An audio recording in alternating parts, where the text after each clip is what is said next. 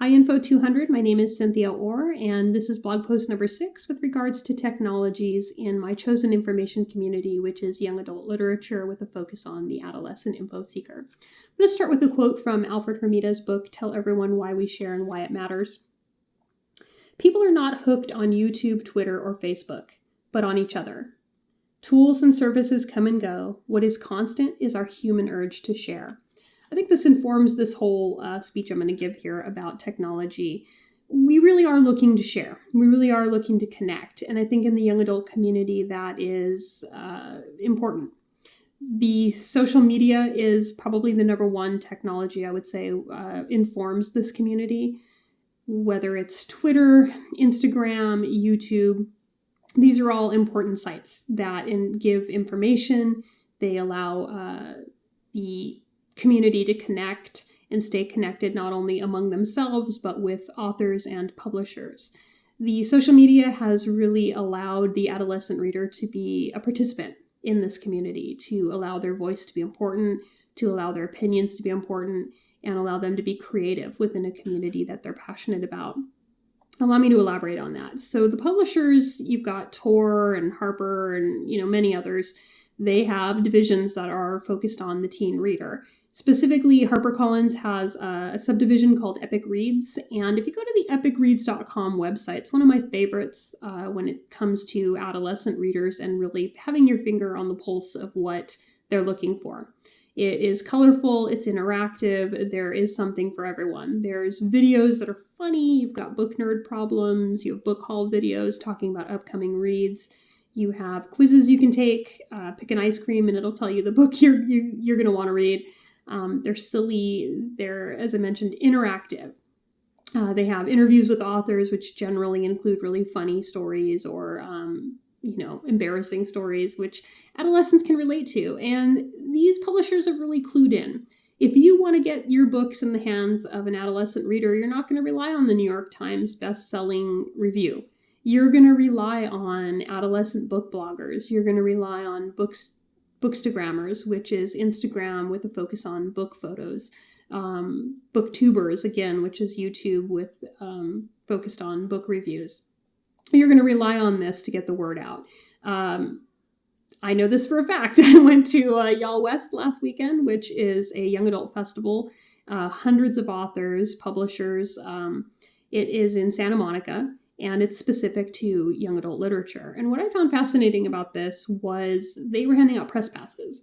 And again, this was not the LA Times. This was not big news. It was book bloggers. It was Bookstagrammers. It was Booktubers. It was adolescent readers who were given a press pass. And their opinion was important. It was what the publishers, this is what they want. Again, adolescents are going to go to these sites to get their news, to figure out what their next read is going to be. And so these adolescents, their opinion matters. What they post on their blog matters. What they put on Twitter matters. And, allowing them to have that ownership of the community is huge. They had access at YALL-West with their press pass to do interviews with big name authors, to go behind the scenes, to get extra information. And, I overheard 2 adolescents when they left saying, this was a magical experience. All my dreams came true, and that kind of access, that kind of ownership is what really makes this community interesting. And it wouldn't be possible without the technology, without the social media, without these adolescents having a book blog, without them being able to post to Instagram or have a YouTube channel. They wouldn't have this level of access. We would still be relying on the old school news to tell us what we're reading next, the bestseller lists. And this participatory nature is a big deal. And, as information specialists, we've really clued into that as well. And I think that is important. Information specialists are doing things like book talks, which are quick infomercials about books, whether it's a video, whether it's the length of a tweet. But it is quick, snappy, it gets to the point. Adolescent readers have a short attention span.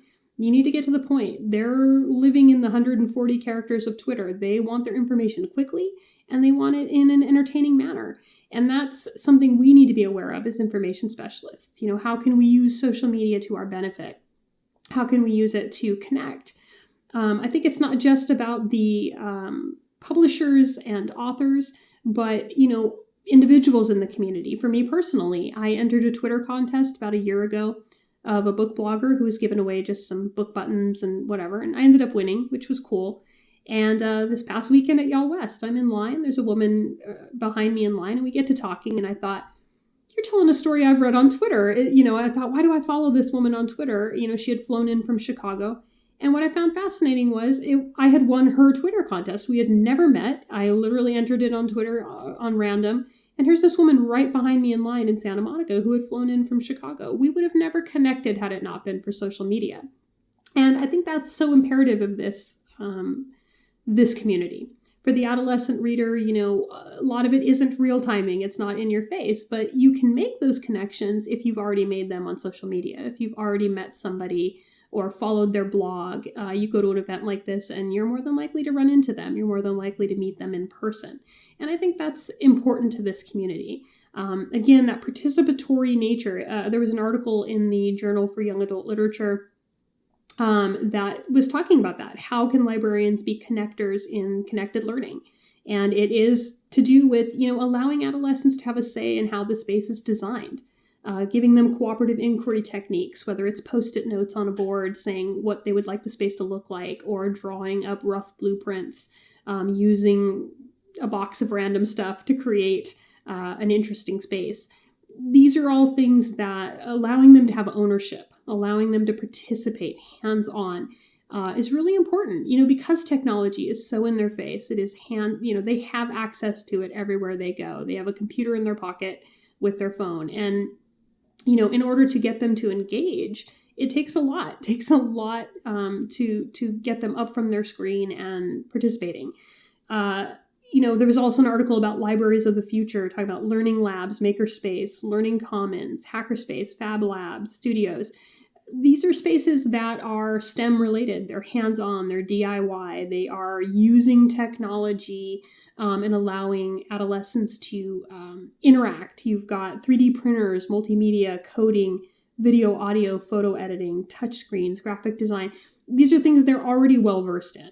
And the library providing these techniques and the librarians having the knowledge of how to use them, being equipped with that knowledge in order to help the adolescents, with their booktube videos, with what they're trying to present in the community is huge.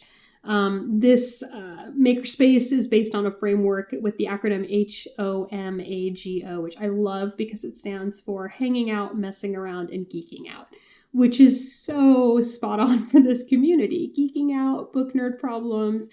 It's affectionate. These are affectionate terms that this community embraces. They love the nerdiness of the community. While I was at Y'all West, I participated in book nerd yoga, which was, regular yoga, but they had changed the terminology to make it book related. These kind of interactive activities, they start out online. While at that festival, if you followed different hashtags, you knew which giveaways were happening. Being on social media, being online, being in this technology is imperative for this community. It's how they communicate. It's the language they speak. And that connection is important, not only, as I said, for the community members, but for the authors as well. Victoria Schwab, who is an author of the Darker Shade of Magic series, she talked about how that series even got made because of the grassroots level of promotion that these adolescent readers did.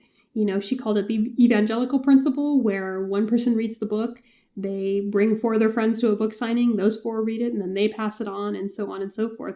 And that series really got made and is actually highly successful simply because these young adult readers took ownership of it, took it upon themselves to promote it, and really do that grassroots level online, and using social media to really promote something they care about and make sure it's getting made the way they want it to.